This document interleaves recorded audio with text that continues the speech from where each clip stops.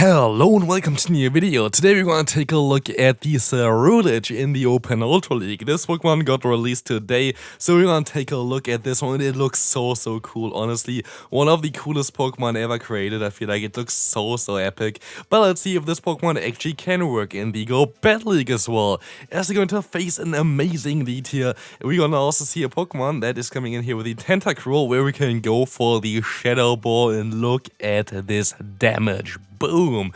Doing a ton of damage here. This Pokemon, like the other evolution basically from Ceruledge, which is, forgot the name, Armarouge, which I already showcased earlier, going to be linked in the end card if you want to take a look at this one as well. Both of them going to be crazy glass cannons in the Go Battle League, and so we're going to take advantage of the damage today. We're going to have a moveset that is familiar to you most likely from Pokemon like Chandelure, which has the same typing, the same moveset, and kind of similar stats as well, but still, I felt like that this Pokemon here, the new Ceruledge, is actually a lot of fun and actually worked out really well for me, so I cannot even complain too much. And also, I think that Shadow Poliwrath is something that's going to get an increase this season as well. This Pokemon going to be so great against a lot of the newly buffed Pokemon, not really Gallade, but very good against the Feraligatr as your only run. Moose is going to be resisted by the Poliwrath as well. It's going to be very decent against Empoleon as well. So definitely, I think this Pokemon going to be very good for the upcoming meta as well. Poliwrath definitely something I would recommend you to build. But here we're going to be able to get the final shield, and now we have two shields Ceruledge against Pokemon that maybe it doesn't really want to face, but we don't really care. And now we already won this game. There's nothing that the opponent can do here anymore. I know that they have a ton of energy basically, but I know that I win Steam Peter against everything with Ceruledge. Ceruledge attack stat is insane, and so we will be able to just knock them out here, and now we can just farm them down and win in this game. Moving on to the next opponent, we're going to have a Heliolisk in the lead, which is going to be a tough Pokemon for our backline. Our backline in general is fairly weak against those electric type Pokemon. Here I was able to go up to 100 energy, and I kind of misplayed a little bit later. We will see that as well. We're going to be able to just try to farm down here, which did not work out. But we at least got the Heliolisk insanely low. We can still go for a Scald here against the opponent's Tentacruel. Not the best matchup, but also not the worst. Sadly, we don't get the debuff against them, which would have been really good for us. But luckily, the opponent doesn't get the debuff either. And this is like the Scald lottery still. Don't really know why Niantic didn't decide to just like drop the debuff chance for Scald this season. Would have been a little bit better. But so far, 3 Scalds, no debuff, and I know that basically every Tentacruel is running the move Blizzard, but I kind of wanted to rely on my Ceruledge. And I did not know that I actually was at 100 energy. I thought I was at 80 energy at this point, but I was at 100 and was like, oh, I'm panicking now a little bit. I threw the Flame Charge first, which I didn't want to do, and then I go for the Shadow Ball, and this is completely silly by me. They have 2 shields. Like, it did not make sense to do this play at all. And so the opponent has a great time here now because they're going to still be able to go for a Scald, and I cannot really do anything about it. I'm still going to go for the bait here, which is going to work out quite well for me as I get the shield, but honestly, what is Ceruledge going to do now? The opponent goes for a charge move. It is going to be, interestingly enough, the Icy Wind, which is not going to be enough, and so they decide to swap out. This allows me to get a ton of energy on my Mandibuzz, and they swap back into the Poliwrath, allowing me to get off my Aerial Ace, and so, while I misplay this game quite a bit, we were still able to flip this game. Or did we flip this game? Yes, we did, because we're actually going to be able to still survive this, and we can move on to the next opponent here. Literally, Core Breaker. Literally breaks the entire team. Diancie. I'm sorry, while I tried to do a team building with this Pokemon here, I did not really count for Diancie. My bad, sorry, like biggest meta Pokemon of course ever. But still, as you're gonna see here, we still kind of got them insanely low, but they of course got a ton of energy. I make a little bit of a mistake here because I thought that the opponent still wants to go for one extra fast move here, but they didn't, so they just went straight for the Aerial Ace, which is a little bit awkward. And because I thought that they had one extra already anyway, they decided to swap out one fast move too early, most likely, before they even got to the Aerial Ace. So big mistakes by me here, but still Mandibuzz is a great counter to this Pokemon. Would have been way better for us though if I swapped out way earlier into the Mandibuzz. Like, this was way too risky by me. My mistake for sure. But yeah, that's something that you can, or I can, improve on, to not play as risky if you don't really need to play as risky. Here we're gonna see the Diancie, and Here's something interesting. They went into this Pokemon and they're also going to go ahead and, spoiler alert here, use a shield here, which is kind of interesting. So they're most likely going to be weak against me in the back, and they are. We're going to see the Annihilate. And honestly, at this point, I'm also like, yeah, okay. Unless I maybe get like a Scald debuff here and I still get to an Icy Wind afterwards, I might be kind of fine, but otherwise, like, there's nothing that I can do. We don't get the Scald debuff again, like 4 times in a row, I think now. We didn't get a Scald debuff. But let's see. I just basically gave up at this point, but they actually went for the Night Slash bait where I was like, maybe there actually is still a chance now because they went for that bait. And so they're gonna go for another one, but I have already the Aerial Ace stored, and this is going to be enough to knock them out. And can we actually farm on DD and say, do they have a Rock Slide stored? We can actually still win this game. That is absolutely wild. Honestly, when I tried to basically go for the no shield there and the opponent went for a Night Slash, I basically was expecting them to have either Ice Punch or like Shadow Ball or whatever, and just basically want to throw away the game and just gave up with this in a like faster way, but that I actually still was able to win this game was kind of wild. Here we're going to have a really bad matchup. Like, what can I say? Hard Wall in the lead. Hard Wall is a safe swap. I still actually get an advantage here, which is kind of cool, so maybe there's still something that we can do about it. But issue is here, maybe actually I should have went into my other Pokemon, because usually at least they're running the grass type move Trailblaze as well as the Brutal Swing, so the energy would have been a waste on the Mandibuzz, so maybe this is a mistake by me. Not too sure, of course, but here I just tried to store the energy for maybe later on, but then again we're going to have a double electric backline basically against our backline that is double weak to electric. Our lead was completely hard-walled. This is just a hard-walled team. Nothing I can do. The team itself, though, from the opponent, I feel like it's a really cool team, so definitely interesting there as well. There might be something I want to try out for the Ultra League that is fairly similar, but we will find out shortly. But yeah, we're going to see here the foul play coming through. Still going to try my best, of course. My only hope here is that I can win the CMP tie against the opponent with my Ceruledge, which I am going to be able to do because they have so much energy, like they would have been easily able to knock me out. And now I have to still get to a Shadow Ball.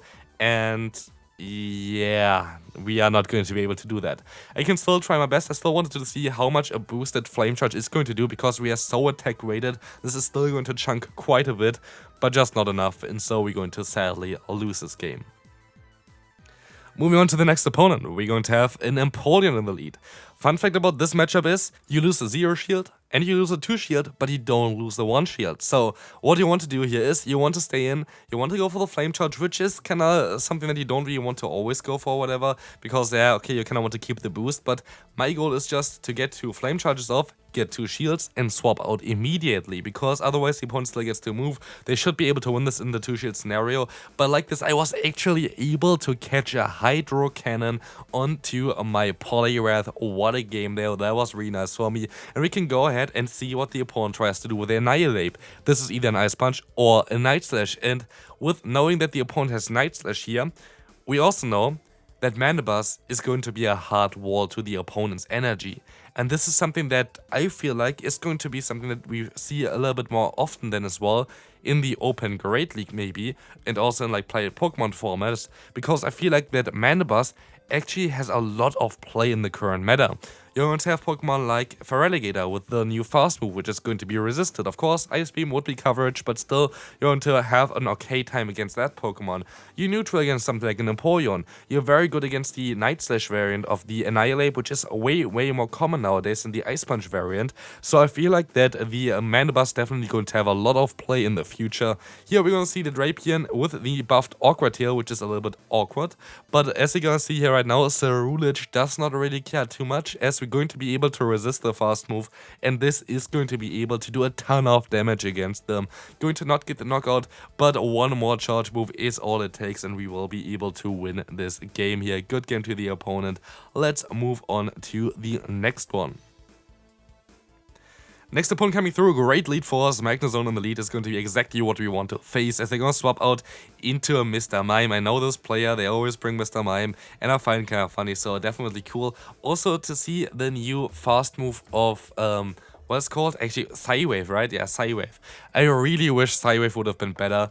Here we're going to see that Ceruledge is going to completely annihilate their team though, which is kind of funny, but very funny team in general. Here also with the Ludicolo, with the buffed bubble from last season, but for sure, Yeah, like I really wish that Psywave would have been better. Like if you look at PvPoke or whatever, every Pokemon that learns Psywave does not want to run Psywave, which is kind of wild. Same goes, by the way, for the move that also this Pokemon here would learn, the Magnet Zone.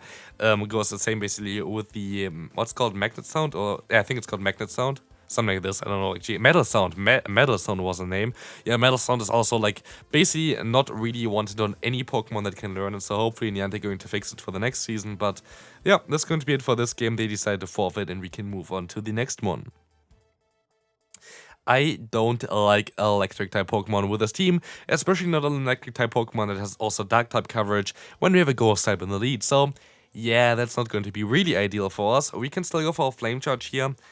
It's not really perfect either for us, but what we can actually do here and what we can see here as well, I think, is that if I decide to go for a shield, go for a Flame Charge, and then go for an extra fast move, I would be able to knock them out.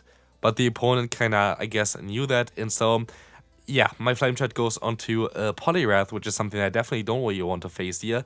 And we are in a really tough spot. We are one shield down. We have a Ceruledge with basically zero health really. We're going to have a matchup where Mandibuzz is not going to be the greatest one in either. And so we just have to hope they have something in the back that we can deal with. So let's see here.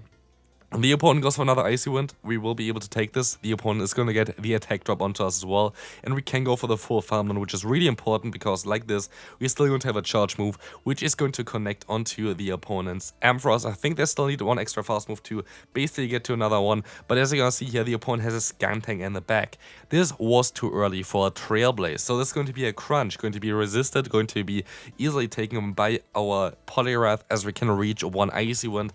But with this, we also know that the opponent is going to be able to outspeed me as well. They're going to win the CMP tie here, as Icy Wind and Crunch is the same energy, and we also generate the same energy with our fast moves. So, like this, I know as well, though, that Ceruledge will be able to farm them down in time. They would need 7 fast moves to get to their move.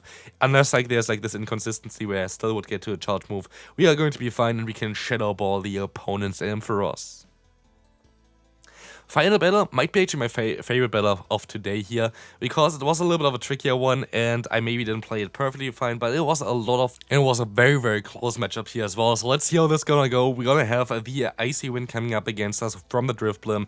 Going to be super effective, and honestly, the matchup is not really that great for the Mandibuzz, as Mandibuzz is gonna take super effective damage, and our foul play is even not going to do as much damage anymore, even though we have a super effective move here. The opponent is going to let this move go through, and as you can see, they can easily survive this. What we can try to do here is we can still try to go for a charge move. I thought maybe Aerial Ace is enough from this range. I can knew already it's not going to be enough, but I thought maybe it's still going to be okay. Let's see here. The opponent going to be able to survive it, and they swap out into the Credilli. Not the matchup that I really would like to see here, especially as Credilli has access to Grass Knot, and Credilli has basically coverage against our entire team. Rock is basically super effective against our lead as well as against our Mandibuzz, and the Grass typing is super effective against our Poliwrath. And so we go 2 shields down. 2 shields down with a Ceruledge and a basically 0 HP Mandibuzz is a little bit of a tricky task, and they're going to have a Rayquaza in the back. Fun Pokemon. It was actually a lot of fun to play when Breaking Swipe was guaranteeing a debuff back in the day, but yeah, I tried to catch a move. You see here already, it worked out super well for me. I can at least still go for an Aerial Ace, which is going to be able to connect and do some decent damage. I can still try to reach a move, but it does not work out, and so the opponent is going to be able to hit one Aerial Ace, but they're still debuffed. And here we're going to see that I can still get an extra fast move when the opponent goes for Breaking Swipe, and they're going to try to catch the move. Did not work out, and I can just go for one Flame Charge. But can I go for another Flame Charge as well afterwards? We have to see. Yes, we can, and so Ceruledge is going to be able to sweep the opponent here at the end. Hope you enjoyed this video. If you did, feel free to leave a like and subscribe if you haven't already. Check out the video for the Armarouge on the channel here as well, which you can see on the screen right now, and I'll see you then. Bye bye.